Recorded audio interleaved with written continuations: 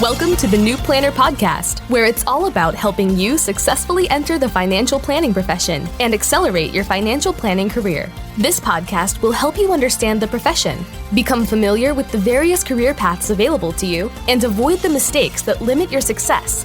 Join your host, Caleb Brown, to explore the human side of creating a successful planning career through interviews, personal experience, and insights from the trenches. Let's get started.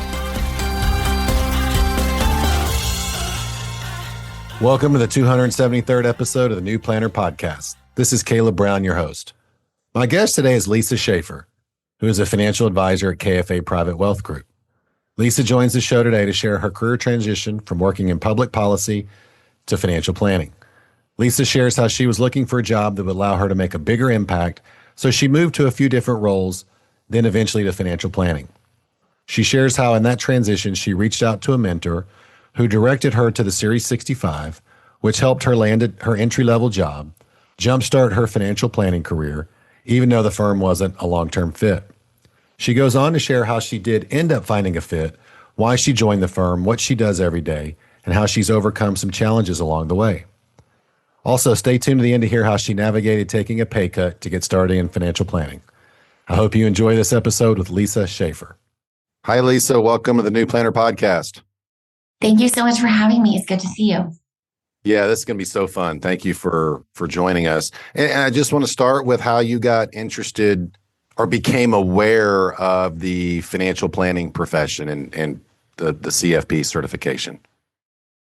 It was something that I had contemplated for a number of years. I was working in the policy and regulatory space in financial regulation, capital markets, and that type of thing. And so working on, policy issues like retirement security and expanding access to investments for retail investors, I felt that I was pretty familiar with the idea of investing and different investment philosophy, but I started to think about what would it look like to make a bigger impact in terms of financial literacy and retirement security. And so I had a mentor of mine who was a financial planner. And so I started to reach out to her to see what that would look like. Awesome. Glad that they were there to help you. So government and policy, is that where you said you got your start? Yeah, I had worked in the policy and regulatory space for about 10 years before making a shift. So it was more of a mid-career thing for me. Okay. So then gotcha. So you talked to the mentor and then what did you do after that? She was really great because she was able to give me a perspective on what it was like to be a career changer. She had also, transitioned from corporate finance into financial planning.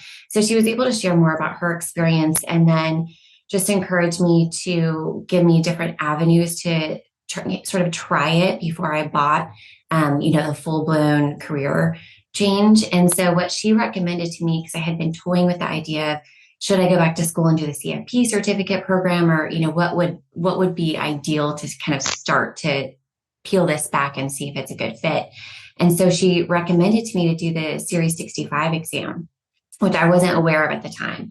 And so that ended up being kind of the right next step because it was a lighter lift than doing the full CFP program, and could give me access to being able to start working in the field or something like that. So I think that was a really helpful conversation. It was kind of a seminal point at the pivot point, if you will, of thinking about making a shift into actually doing so. Okay, so you really didn't at that point have an idea of what channel or entry point you wanted to come into the profession in. She mentioned the 65, and that's sort of you didn't know you wanted to do the RIA. I guess is what I'm asking. Yeah, this was early on in the shift. Wow. And so I was really just getting to know the landscape and really not having a good sense of, like you said, the different avenues, the different firm types and all that type of thing. And so I was really lucky for having her insight and wisdom into that because the 65, as you know, I could sponsor myself. I did it on my own volition. It gave me an opportunity to see if intellectually I enjoyed the coursework, which I obviously did. And then gave me an opportunity to start to talk to firms about, what that would look like in terms of joining. So it ended up being the right sort of catalyst at that time. And you did that while still working your other job. Is that right? Yeah, I was Yeah. still working in my older field, and I felt like there was enough overlap, but it was still Yeah. sort of a new venture as well. Okay. Gotcha. So after the 65, then how did you find your first position? Did you just start reaching out to firms, or how did you get? Because you had one other, I think, one other job before KFA. Yeah, that's right. So I had started to reach out to mentors for informational interviews. I felt like there were a lot of people who were really open to having conversations, having coffee, and sharing their journeys. So that was a really good opportunity to get to know, like you said, different firm types, different avenues. I started shopping my resume. I think I did like the CFP board has sort of a recruitment site. I had reached out to New Planner Recruiting, which was helpful. So it was kind of an all of the above approach in terms of just trying to figure out what the right next step would be. And you're right, I ended up being recruited by another firm from the first kind of step into the venture and becoming a full financial advisor. So that was a really good opportunity as well. And I want to come back to that for a minute, but I just remembered something else I want to ask. And if you Mhm. remember, how long did it take for you to study for the Series 65? That's a good question. If I recall correctly, I kind of did it part time as I could kind of, by hook and by crook, kind of fit it into my schedule. But I think I did the whole thing in like 3 to 4 months. And then it was interesting because when I thought that would, be the right next step. And it was because you don't have to be sponsored by a firm and that type of thing. So there were no barriers to entry.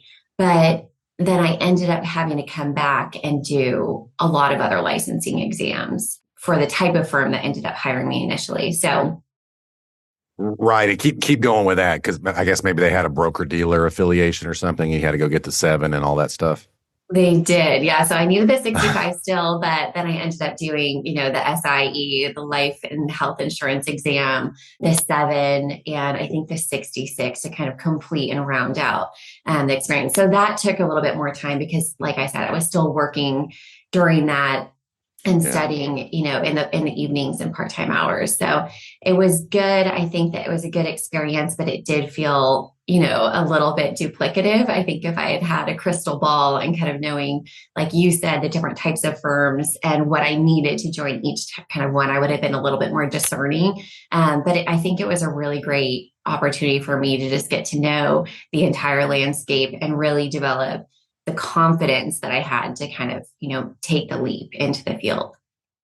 I mean, talk about, if you would, just balancing your time and staying structured and disciplined on working a full time, demanding sort of high. I mean, I'm just looking at like high level, highly compensated, probably job, and then trying to carve out time to do all this other stuff. I mean, how did you do that? It was tough. I mean, it's really like Yeah. one of those things where you have to be honest with yourself about how serious you are about doing this and then what your own limitations are, just in terms of schedule and energy and things like that. So, it wasn't without sacrifice, but like you said, it's all self study. And so you can really drag it out as long as you want to, or you can be like, kind of self punishing and just go for it. So, for Yeah. me, it was really about having structure, like you said, like a structured schedule each week. I would carve out certain times. I would go to certain places that, all I was going to do there was like really focus and kind of get it done. That was helpful. I think staying connected to my network too, because sometimes it can feel like grueling, like maybe it's not worth it when you're kind of in the trenches. And so I think having the perspective of, eventually this is going to lead to like a very gratifying field and transition into a new field was helpful for me in kind of staying the course. Gotcha. All right. So you got recruited, you joined this other firm there in the DC area, and what was your role and what did you do there? I was hired as a financial advisor. And so I was, immediately kind of thrust into the typical marketing, trying to find your own clients and foster your own kind of niche and bring on your own client base. And then I was also able to work with their investment management division to help with trading, rebalancing portfolios that the firm managed, that type of thing, as well as getting exposure to their financial planning center. And so I worked directly under their CFP, who all the firm's clients go through. And so I got a lot of really great exposure to e-money, developing actually the financial plan. And that was a really great learning tool for me because I got to see not only the clients that I was directly bringing on to the firm, but also how other planners, brought on their clients, serviced them. I got to know a lot more about the technology suite and tools that people use to kind of show the impact that they're making and that kind of advisor's alpha, if you will. And so it was a really great experience for me because I got to know a lot more planning styles than just what I had learned through in the exam world. You don't really learn all of that. And so it was that kind of softer side of planning that I really got to see. And I think that was beneficial. And then was this, so it sounds like it was kind of a hybrid role, like you kind of were trying to build your own book, doing some things, and you were kind of working for the firm. How was your compensation structured? That's a great question. It was, like you said, it was hybrid, so I definitely had an incentive to go out and service my own clients. And so that was like highly variable. I had a stipend to kind of ground and put a floor on my compensation and give me a little bit of confidence to do it. And then the idea is that base was a declining base. And over time it would, be reduced, and that my, success as an advisor was really incumbent on me to go out and bring on new clients. So some people really thrive in that structure. And for me, I think it was challenging because there was just no predictability in terms of that. And that was really the first time. I had never worked in sales or a commission environment previously. And so that wasn't something that I had exposure to. So it was really my first time navigating that. Yeah, I mean, here you are working like corporate America, government sort of policy stuff. Well, I mean, up until recently, maybe pretty safe up until then. And then here you go over here into like trying to get your own clients on like 100%. I know you had the stipend for the other stuff, but 100% commission or variable on this other stuff. I mean, that is a massive shift. I mean, and that scares a lot of people out of just taking the plunge. So can you just, and the other component too here is, I mean, I'm looking at your director of financial services at tax policy, the role you had prior to this. So I'm assuming there was a pay cut there. So how did you navigate those two items? It was tough. It was a significant pay cut. I went from, having a relatively stable W-2 income, salary, bonus structure, that type of thing, to really, not fully, but it was certainly like, an eat what you kill environment. And over time, that can really work for the right type of person. I'm driven, I'm ambitious, but I don't want to lie awake at night wondering how I'm going to bring home the bacon, so to speak. So it was tough. I mean, I think that was one of the things I started to consider whether or not that was the right long-term fit for me, because I wasn't really sure that I would get through that kind of in between period where your base is declining and you're not sure really you can do all the right things to put yourself in position for success, but it's kind of just a little bit of luck, I think, to get through that. So that's when I really started to think, okay, is this going to be the right long-term fit for me? Because it can be terrifying to go from that sense of, safety and stability to something else. We were there, it looks like about a year and a half. So, I mean, you must have had some success bringing in some clients and generating some revenue, or you would have left a lot sooner. Yeah, the firm provided some support, and I think that it was one of those things that year and a half time frame, I really started to feel like I was making progress. You learn a lot about yourself, and you learn a lot from other advisors who've done well in that environment.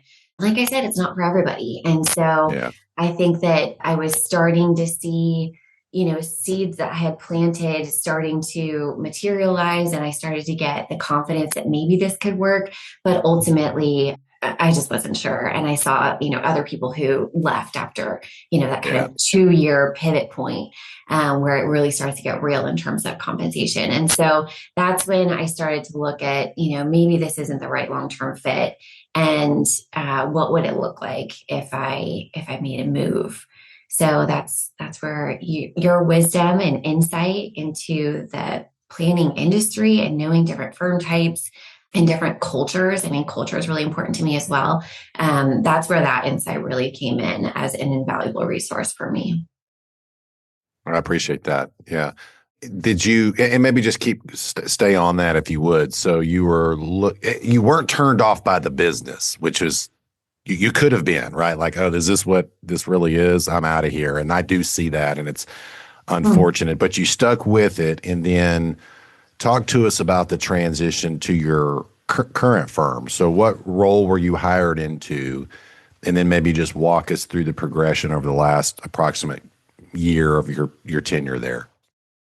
That it was a great opportunity for me because I felt like when I started talking to you and I started, interviewing with different firms that are more in the RIA space, fee-based, what I really loved about that and what really like inspired me to take that step is I felt like not only that was a compensation structure a lot more predictable and stable, but I felt that when you're doing the CFP program, which I was at that time, I had been enrolled in the educational program.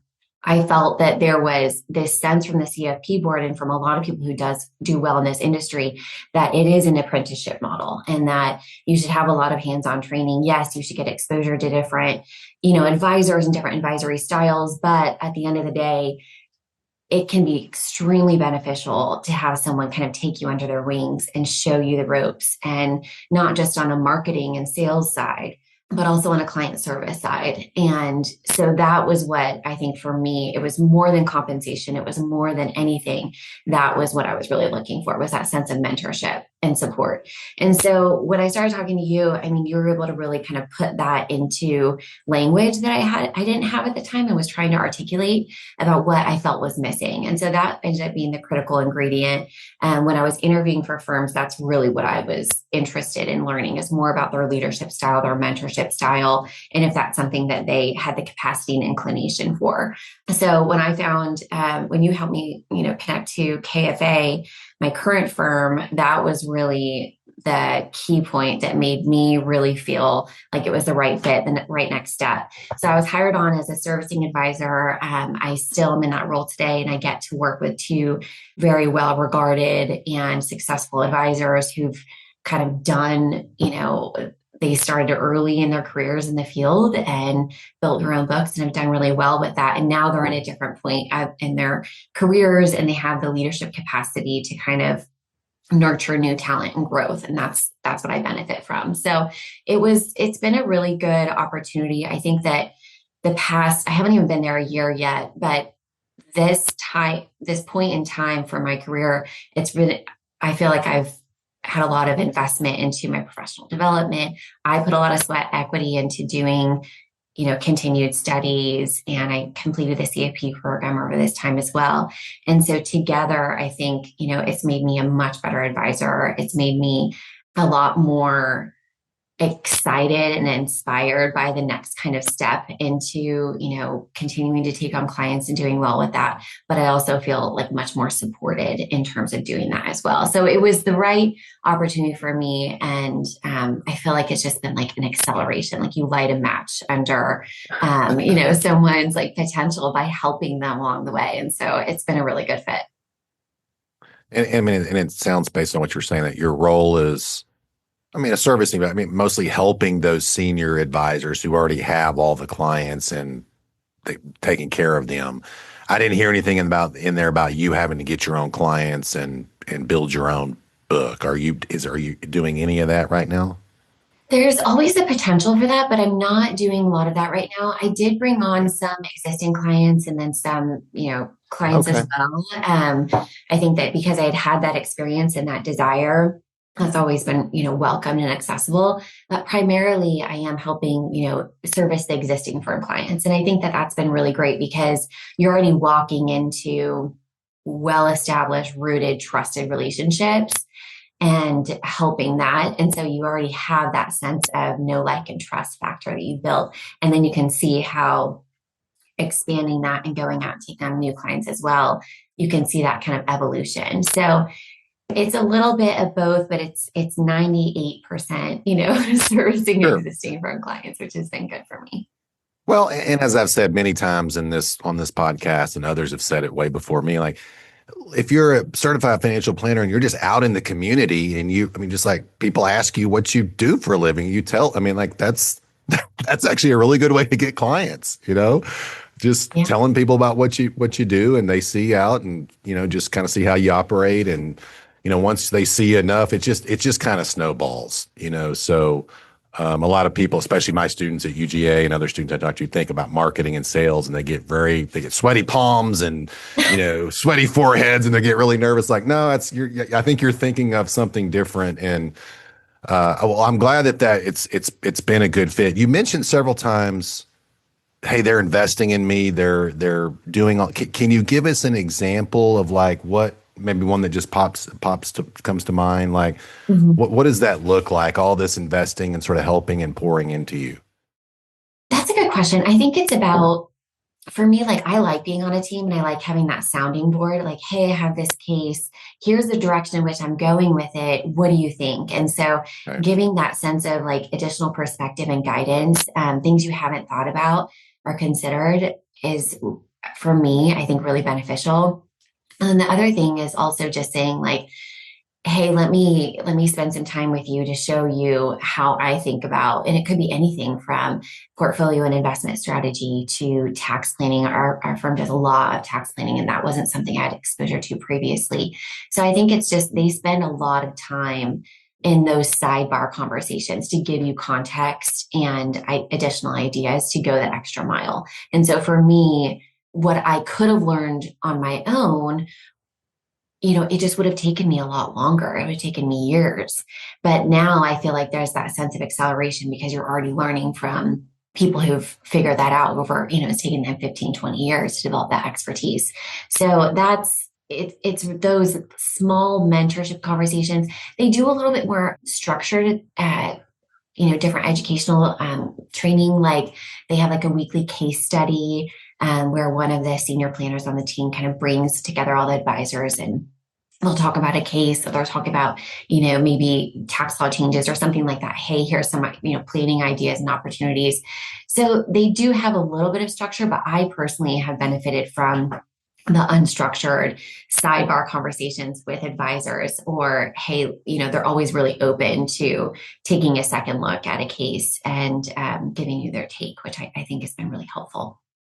What I'm hearing, a kind of a common theme is the people that you're sort of working with and working under, they're willing to invest the additional time. Like, let's do a pre-brief before we go into this meeting with the Browns. Let's do a debrief after. And I think that's sort of the key. Like, yeah, Lisa, come in, we'll spend 2 hours and we'll talk about this ISO, incentive stock option strategies and AMT preference. Just going into stuff like, whereas other people are like, that are on the different side, like, I'm too busy to do that. I don't want to do that. So that's kind of what I'm hearing from you. Is that fair to say?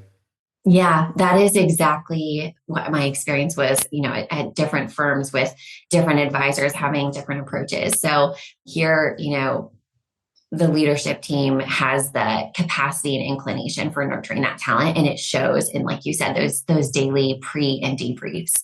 That's been really helpful. Hey, you mentioned earlier that you were in the CFP program, and you passed the exam, didn't you, recently? Is that right? I did, yes, in November. I'm so grateful to have it behind me.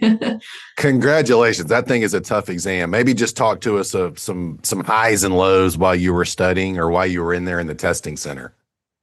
That's a great question. I'm glad I did it. I think it was definitely worth the investment, but it was, I will say, when I was going through the program itself, I did the Dalton program, and I thought it was a lot more detail oriented than I had anticipated when I initially signed up. So, it was all self-study, the program that I personally did.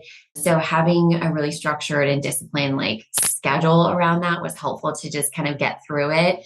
I think there were times when I felt a little discouraged because I felt like it was taking me longer to do it than I wanted. I wanted to sit for the exam in July, for instance, and ended up doing so in November. And those types of things, for me, what was helpful was having mentors to connect to during that period of just hey, how are things going? Checking in. Hey, this is, taking longer than I thought. I'm tired. That type of thing. I'm tired of the only thing I do is work and study. But one of my outside mentors, this gentleman, Gary, who was also a career changer, was really helpful in terms of providing perspective, giving me that long-term view about, yeah, I know, but it's only a couple more months and you can do this. So I think, at the points that were difficult, discouraging, or just kind of grueling, to have people to connect with that can give you that bigger perspective, that for me was instrumental. The Dalton program really worked well. The review class was helpful.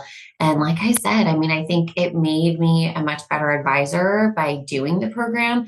But I'm also very grateful to have it behind me. Lisa, this has been so fun. I'm so glad we got to chat a little bit. As we close out here, any final comments or words of wisdom that you'd like to leave the audience with?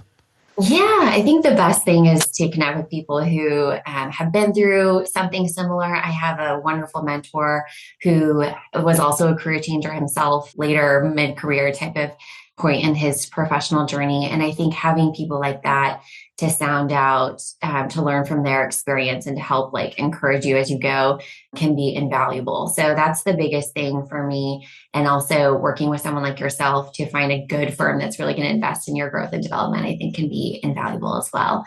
So thank you so much for having me. I really appreciate it. Thanks for coming on, Lisa. Thank you.